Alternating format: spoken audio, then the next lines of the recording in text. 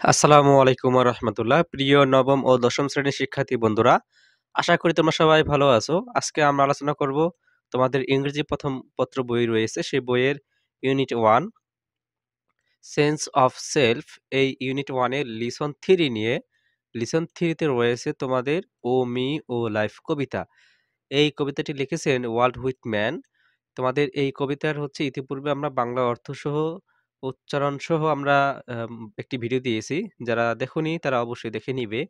আজকে আমরা আলোচনা করব এই কবিতার যে সামারি রয়েছে, সে সামারিটি দিয়ে দিব। তার আগে সামারি করার আগে তোমাদের এই কবিতা সম্পর্কে ধারণা রাখতে হবে। কবিতার যদি ধারণাই না থাকে, সেক্ষেত্রে তোমার কবিতার সামারি লিখতেও একটু অসুবিধা হবে। তাই প্রিয় শিক্ষার্থী বন্ধুরা, তোমরা অবশ্যই এই কবিতাটির সম্পর্কে ধারণা রাখবে। ধারণা থাকলে তোমরা সামারিটি লিখতে পারবে। যারা কবিতাটি ইতিমধ্যে পড়েছো তারা অবশ্যই সহজে বুঝতে পারবে। যারা এই কবিতাটি পড়োনি তারা অবশ্যই কবিতাটি অর্থসহ অনুবাদটি পড়ে তারপর সামারিটি করবে। কবি এই কবিতাটি লিখেছেন একটি মানুষের হতাশা, ব্যর্থতা, মানুষের দুর্বলতা, মানুষের সংগ্রাম, এই কষ্ট এগুলো নিয়ে কবিতা লিখেছেন। এখানে কবি প্রশ্ন করেছেন মানুষের বেঁচে থাকার অর্থ কী? এবং কবি এই প্রশ্ন করে কবি নিজে, নিজে একটি উত্তর দিয়েছেন যে মানুষের বেঁচে থাকতে হবে কেন বা বেঁচে থাকার মানে কি বা অর্থ কি? সেখানে ২ টি কথা উল্লেখ করেছেন। একটি বলছে কি আইডেন্টিটি, তার পরিচয়।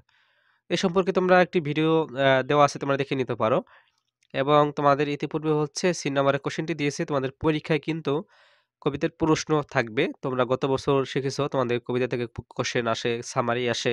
সেম ভাবে তোমাদের এখানে কিছু কোয়েশ্চেন দেওয়া রয়েছে বইতে। সেই কোশ্চেনের সমাধানটা কিন্তু ইতিপূর্বে আমরা দিয়েছি। এখানে যে ৮ টি কোশ্চেন রয়েছে, সেই ৮ টি কোশ্চেনের অনুবাদ সহ আমরা এই ভিডিওটি দিয়েছি।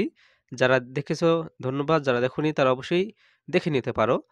তো প্রিয় শিক্ষার্থী বন্ধুরা, আজকে আমরা আলোচনা করব তোমাদের ই নাম্বারের কোশ্চেনের সলভ নিয়ে। বলছে write a summary of the poem and present in the class. অর্থাৎ এই কবিতাটি কি সামারিটি লেখো এবং ক্লাসে উপস্থাপন করো।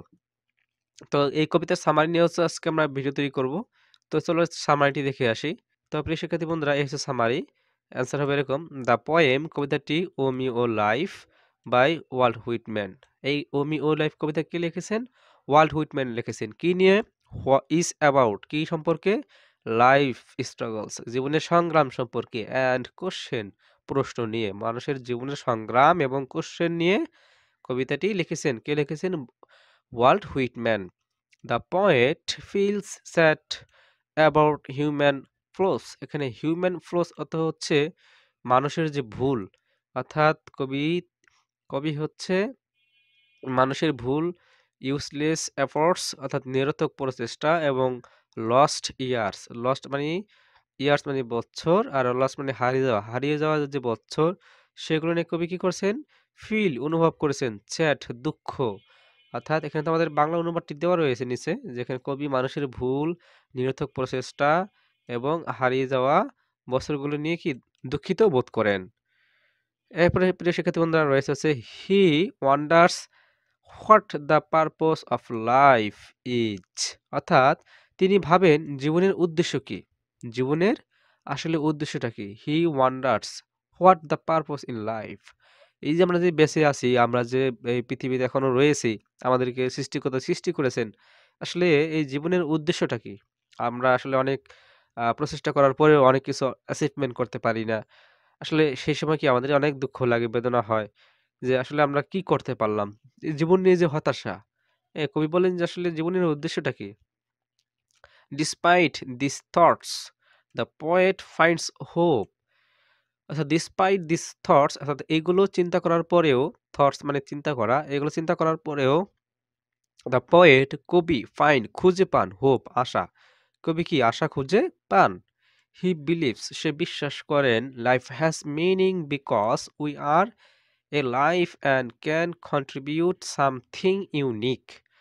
অর্থাৎ তিনি বিশ্বাস করেন যে লাইফ হ্যাজ মিনিং, জীবনে যে অর্থপূর্ণ, বিকজ কারণ, উই আর আমরা কি, উই আই লিভ অর্থাৎ জীবিত, অ্যান্ড এবং ক্যান কন্ট্রিবিউট আমরা অবদান রাখতে পারি, সামথিং ইউনিক অর্থাৎ আমরা অনন্য কি করতে পারি, অবদান রাখতে পারি।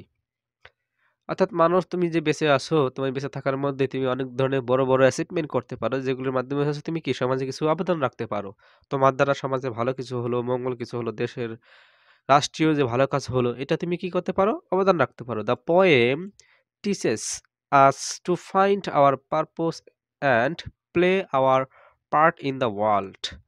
অর্থাৎ এই কবিতা হচ্ছে আমাদের পারপোজ উদ্দেশ্য অ্যান্ড প্লে আওয়ার পার্ট আমাদের জীবনের যে অংশটুকু বা অংশ, হ্যাঁ, সেটা কি হয় ইন দ্য ওয়ার্ল্ড এই পৃথিবীতে আমাদের নিজের যে ভূমিকা পালন করতে কি করে শেখায় টিচেস। এই কবিতা হচ্ছে শেখায় এই পৃথিবীতে আমাকে একটা ভূমিকা রাখতে হবে আমার দেশের জন্য, আমার এলাকার জন্য, আমার মাতৃভূমির জন্য আমার যে নিজের একটি অবদান আছে সেই অবদান রাখতে হবে। এই নিজেকে নিজের অবদান রাখার যে ভূমিকা সেটা কি এই কবিতা আমাদেরকে শিখিয়েছেন কবি।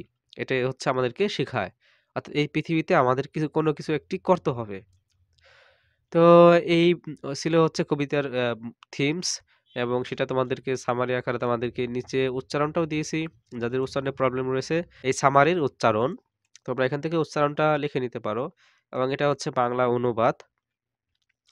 তোমরা ভিডিওটি পজ করে হচ্ছে এই উচ্চারণটা একটু লিখে নাও এবং পাশাপাশি অনুবাদটাও লিখে নাও। কারণ তুমি যদি অনুবাদ সহকারে পড়ো তাহলে তোমার অতি সহজেই এই সামারি মনে থাকবে। তো প্রিয় শিক্ষার্থী বন্ধুরা, আশা করি তোমরা এই সামারিটি ভালোভাবে বুঝতে পেরেছো। যদি তোমরা ভালোভাবে বুঝতে পারো অবশ্যই তোমরা কমেন্টসে জানিয়ে দিবে এবং তোমাদের আর কি কি ভিডিও প্রয়োজন সেগুলো একটু আমাকে জানিয়ে দিবে। তো প্রিয় শিক্ষার্থী বন্ধুরা, এই ছিল হচ্ছে আজকে আমাদের সামারি এবং পরবর্তীতে হচ্ছে আমরা এই ক্লাইমেট যে চেঞ্জ রয়েছে এই দ্বিতীয় অধ্যায় কিন্তু আমরা ইতিপূর্বে ভিডিও দিয়েছি। মেহেরজানের একটি গল্প রয়েছে, খুবই গুরুত্বপূর্ণ, তোমাদের বোর্ড পরীক্ষায় আসে। The great of mighty rivers মেহেরজানের কবিতার হচ্ছে আমরা ইতিপূর্বে ভিডিও দিয়েছি, কোশ্চেনের অ্যান্সার দিয়েছি, তোমরা চাইলে সেগুলো দেখে নিতে পারো। তো প্রিয় শিক্ষার্থী বন্ধুরা, এই ছিল আজকে আমাদের সামারি। পরবর্তী ভিডিও দেখার আমন্ত্রণ জানিয়ে বিদায় নিচ্ছি। আল্লাহ হাফেজ।